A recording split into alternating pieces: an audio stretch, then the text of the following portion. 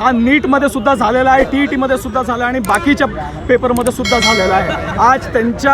आज सरकारने जी त्यांनी भूमिका आज मांडायला पाहिजे त्या प्रकारे ते काम अजिबात करत नाही आहे। हे सगळ्यांच्या लक्षात आलेलं आहे।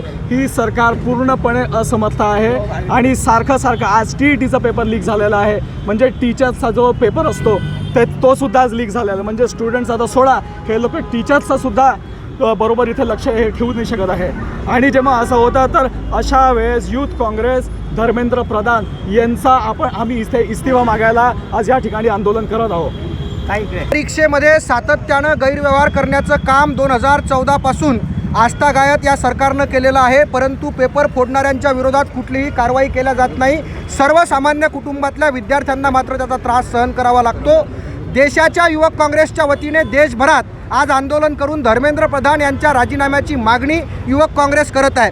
सोबतच आज महाराष्ट्रामध्ये TET टीचर्स इलिजिबिलिटी टेस्ट गेल्या अनेक दिवसापासून एक तर शिक्षकांना नोकऱ्या नाहीत आणि जे शिक्षक TETच्या माध्यमातून नोकरीचं स्वप्न पाहत आहेत त्यांचा उद्या होणारा पेपर आज फुटला आणि TETची परीक्षा रद्द केल्या गेली।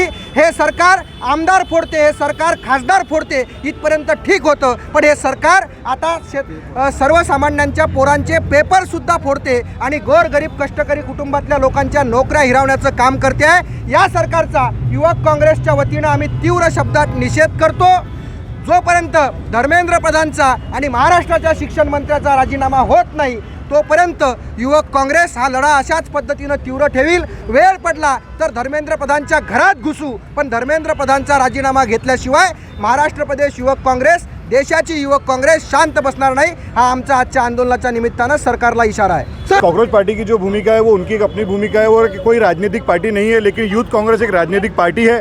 जिस प्रकार से आप देख रहे हैं कि बार बार पेपर लीक हो रहे हैं, 87 बार पेपर लीक हो चुके हैं, 21 बच्चों की जान जा चुकी है, उसके लिए धर्मेंद्र प्रधान जी उसके लिए जिम्मेदारी लेनी चाहिए और वो जिम्मेदार है। बच्चों की आत्महत्याओं के लिए धर्मेंद्र प्रधान ही जिम्मेदार है, वो एकमेव मात्र आदमी है जो जिनको जिम्मेदारी लेनी चाहिए।